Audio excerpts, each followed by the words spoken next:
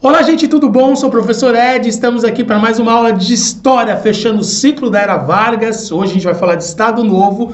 Antes da gente começar essa aula, não se esqueça de se inscrever no canal, ativar o sininho das notificações, compartilhar o conteúdo, curtir e principalmente comentar. Fala aí seu ponto de vista, o que você tem aprendido, o quão tem sido interessante para você e para os seus amigos essas aulas de História, para que de certa maneira eu consiga melhorar ainda mais o conteúdo que a gente está produzindo aqui. Valeu? Então vamos lá. Sem delongas, Estado Novo.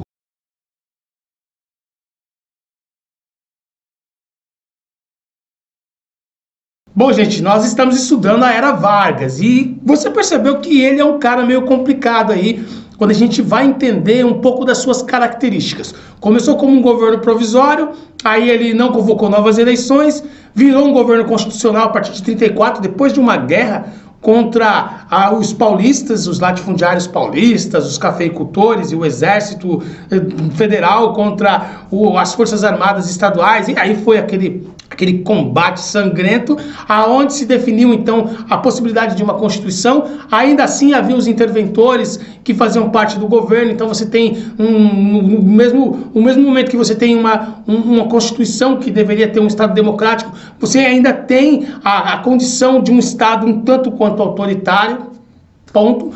E diante de tudo isso ocorreram várias manifestações por parte do Partido Comunista Brasileiro ou a ALN, que são o mesmo partido, que ambos foram colocados na ilegalidade, né? Você tem a intentona comunista e depois você tem a fraude do Plano Cohen, que foi praticamente o assunto na última aula que a gente entendeu lá. O Olímpio Mourão escreveu uma carta e o Góes Monteiro levou essa carta para o conhecimento do Estado Maior. O Vargas leu essa carta em rede nacional, decretou então um estado de sítio e também decretou o Estado Novo, que seria um novo modelo político, agora, claro, dentro de restrições, ou seja, uma ditadura propriamente dita, e é a partir daí que a gente começa o papo de hoje. Vamos lá? A Constituição de 1934, ela estabelecia um governo democrático. Entretanto, com as medidas autoritárias e de centralização do poder adotadas por Getúlio Vargas, foi preciso elaborar uma nova Constituição. Esse novo documento foi redigido pelo jurista Francisco Campos em 1937. Em virtude da elaboração ter sido baseada na Constituição da Polônia, a nova Constituição brasileira ficou conhecida como a Polaca. Pois bem, temos aí uma nova Constituição a partir de 1937, e está se tratando de uma Constituição voltada para um regime bem autoritário, né? Nós estamos deixando o Estado democrático e migrando para uma ditadura civil. E quando a gente fala de ditadura civil, é bom explicar que o Vargas não era um militar. Ele era um civil que se tomou dos poderes instituídos no país, vamos falar dessa forma, né? Então ele era o poder executivo, ele era o poder judiciário, ele era o poder executivo, ele era praticamente o poder religioso e o poder de tudo, né? Ele era o poder midiático. Eu vou explicar o que é o DIP, por exemplo, o Departamento de Imprensa e Propaganda, que só propagava o que era conveniente para o próprio Vargas. O cara era bem poderoso. Presta atenção quais eram as características da Constituição que ele outorgou em 1937. A Constituição de 1937 destituiu os estados de sua autonomia política. Fim do federalismo. O presidente escolheria os chamados interventores para governar os estados, e esses escolheriam os prefeitos para administrar os municípios da federação. Estabeleceu um mandato presidencial de 6 anos e eleições indiretas para presidente. Tirou do trabalhador o direito de greve e instituiu o corporativismo aos moldes do fascismo italiano. Instituiu a pena de morte. Previu a realização de um plebiscito para referendar a Constituição, o que nunca ocorreu. Autorizou a demissão de funcionários públicos que se opusessem ao regime. Durante o Estado Novo, a centralização de poder e o autoritarismo do Vargas fez com que o Estado brasileiro, a política do Brasil, fosse muito semelhante à do Mussolini na Itália, do Hitler na Alemanha. Ou seja, havia de fato características nazifascistas no Brasil. E é exatamente essa característica que vai trazer um problemaço para o Vargas no decorrer da Segunda Guerra Mundial e principalmente no término da guerra, quando o exército volta com ideias democráticas, republicanas, diferentemente do que acontecia aqui no Brasil. Aí começa a malandragem dos malandros, né? Os espertões, né? O Vargas e seus amigos. O que o cara instituiu no Brasil? O DIP. O DIP é o Departamento de Imprensa e Propaganda. E aí, para facilitar para você entender o que é isso aí, é simplesmente uma imprensa que fala bem do presidente. Então fala das leis trabalhistas, ele fala sobre as obras de infraestrutura que o Vargas ele implementou. Foram muitas coisas que foram instituídas pelo governo Vargas, foram. Só que, claro, dentre os pontos positivos existe o que é ponto negativo e o que não é ponderado, né? Não é pesado, só fala a coisa séria, a coisa boa, né? E interessante se você se opor ao governo, você é reprimido, você é exilado, existe uma polícia política, existe uma polícia perseguidora, né? Um sistema pelo qual as pessoas não têm o direito de fazer oposição. O que tem para agora é uma imprensa que tem como função falar bem do governo do Vargas. O Departamento de Imprensa e Propaganda, o DIP, foi instituído em 1939, no lugar do antigo Departamento de Propaganda e Difusão Cultural, DPDC. O novo departamento tinha por objetivo propagar e divulgar uma imagem oficial do presidente, estimular o nacionalismo e difundir as realizações sociais, em especial a promulgação de leis e benefícios destinados aos trabalhadores. O DIP tinha ainda a função de ocultar a repressão imposta pelo regime ditatorial. Então vamos supor aqui que de repente um cara foi preso e morto pela polícia política. O DIP vai encobrir, não vai falar nada para ninguém e ninguém vai saber de nada. A gente sabe as coisas através de uma publicidade, que é muito forte. No caso hoje é a internet, né? Acontece uma coisa ali e todo mundo sabe em todos os lugares.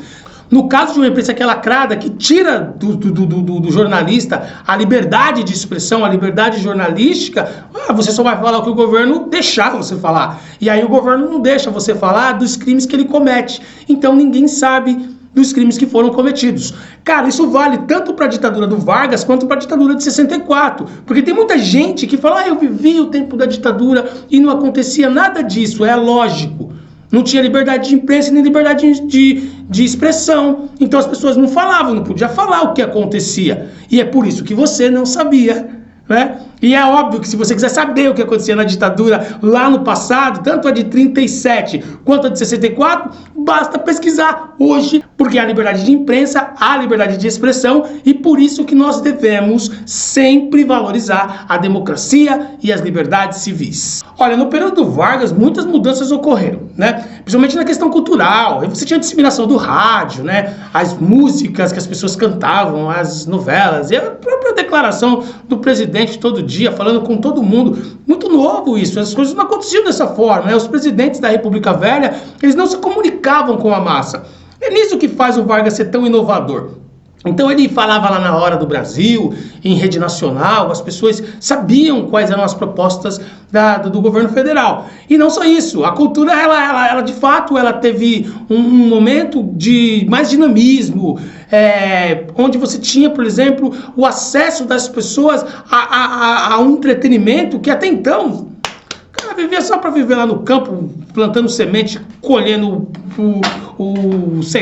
colhendo grão, colhendo mato e cuidando de gado. Eles não tinham uma vida um pouco mais dinâmica, voltada para outros interesses, no caso da cultura, da música, da arte, da telenovela e etc. Né? Eu acho que isso fez com que as pessoas tivessem um outro olhar a respeito do próprio Brasil, né? Da nação. E durante o período em que Getúlio Vargas esteve no poder, muitas mudanças aconteceram também no plano social e cultural. Talvez a mais importante delas tenha sido a disseminação do rádio como meio de comunicação de massa.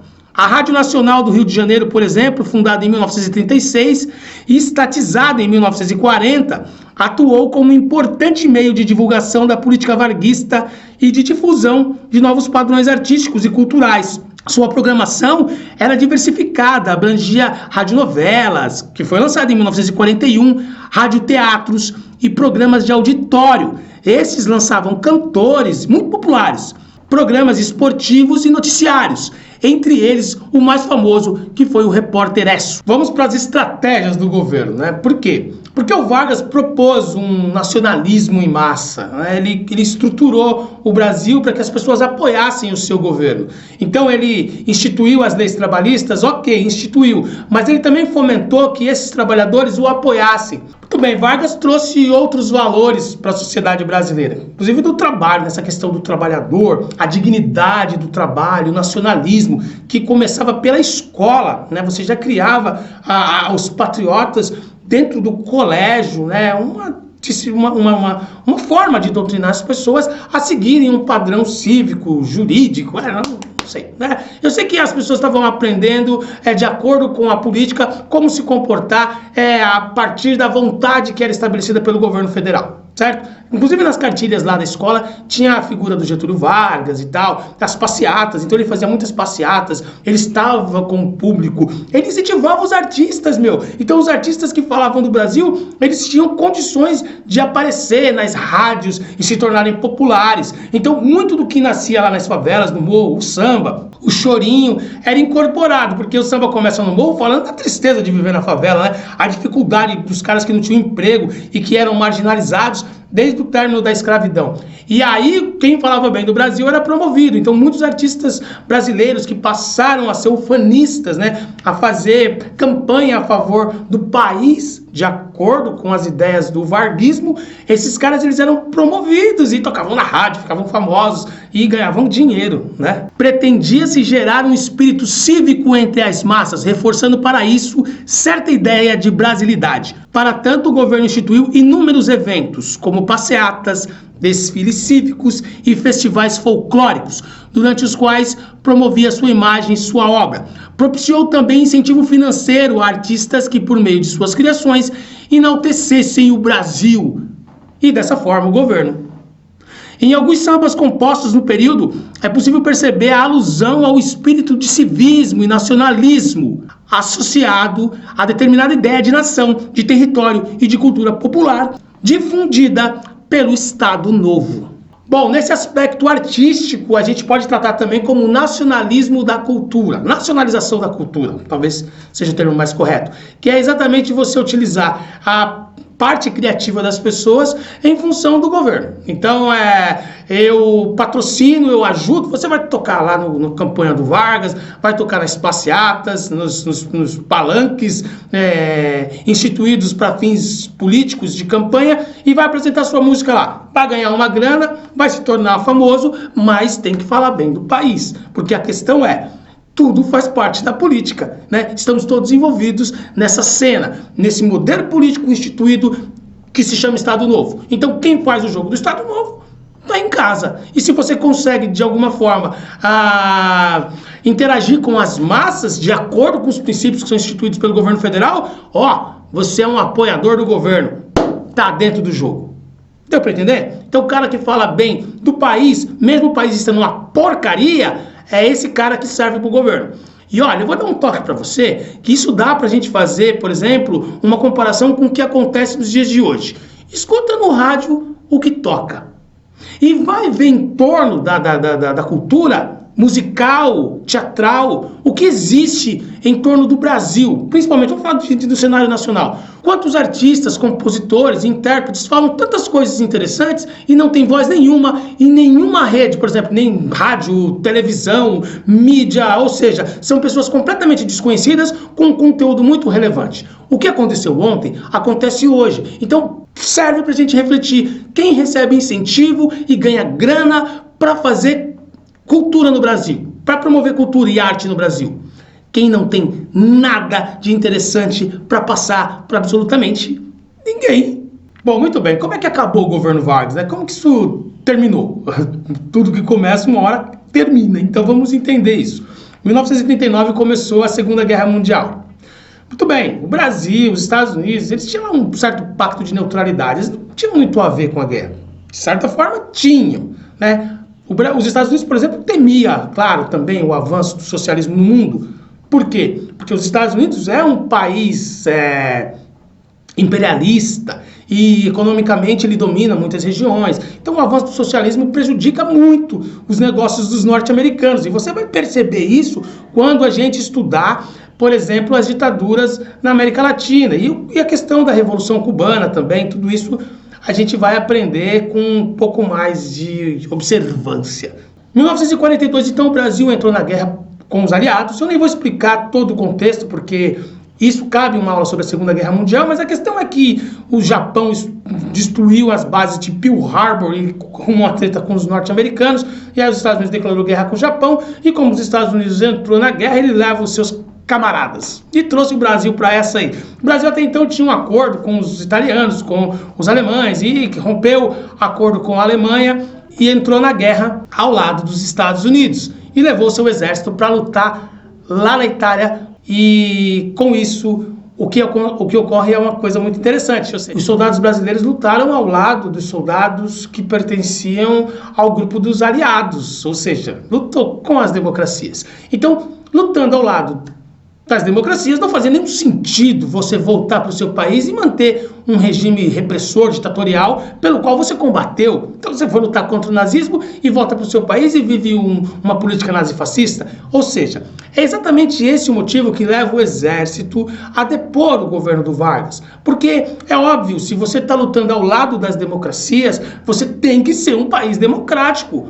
Ou então o mundo não faz sentido nenhum, se é que faz algum sentido. A vitória das forças aliadas representou também a derrota do nazifascismo, e a ditadura estabelecida por Getúlio Vargas desde 1937 ficou ameaçada, fazendo renunciar ao governo em 1945. Nas eleições presidenciais de 7 de dezembro de 1945, o general Eurico Gaspar Dutra foi eleito para presidente, apoiado por Vargas. Era o início de um período de renovação democrático para o Brasil. Pois muito bem. Então, dessa forma, o Vargas deixa o posto lá, o Dutra, que era o ministro da guerra do Vargas, assume, né, sai de um cara que era um repressor para a entrada de um militar, né.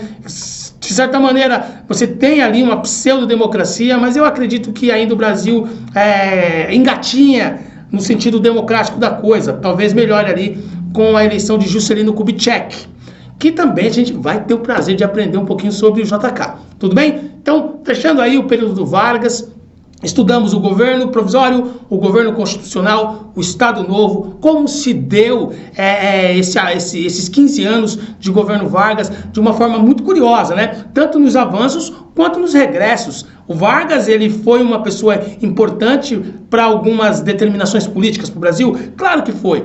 Legislações trabalhistas, os ministérios do trabalho, da educação, a questão do voto, né, voto secreto, a participação das mulheres nas eleições, na escolha dos representantes públicos.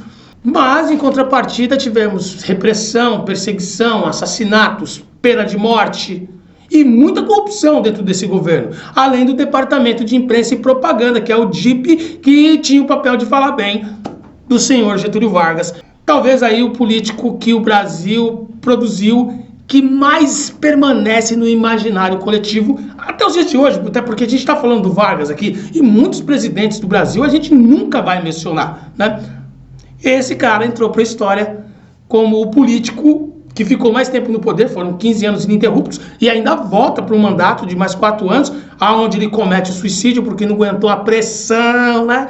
No segundo mandato aí do Vargas, ele não tinha o DIP, ele não era uma ditadura, ele estava governando dentro de uma democracia, e diante de tantas perseguições, ele não segurou a bomba não, e acabou cometendo suicídio com um tiro no coração e deixado uma carta testamento aí que eu apresento para vocês quando nós fizermos a aula aqui de Vargas no seu segundo mandato. Bom, por hoje tá bom, chega de tanta informação, senão você vai cansar e vai sair fora do canal. Então permanece aqui com a gente, não esqueça de assinar, de fazer a sua assinatura no canal, de compartilhar essa ideia. É uma excelente iniciativa aí para ajudar todo mundo a compreender um pouco melhor o que é esse Brasilzão que a gente vive, e não só o Brasil, mas o mundo, porque aqui é história geral, a gente vai falar de todos os contextos dentro do possível aí, de uma maneira bastante clara e específica. Aprender é muito importante para que a gente possa nos conhecer. Já dizia o oráculo de Delfos, ou o próprio Sócrates, conhece-te a ti mesmo. Para conhecer você mesmo, você precisa entender o contexto que você vive. E é para isso que a gente está aqui. Um abraço.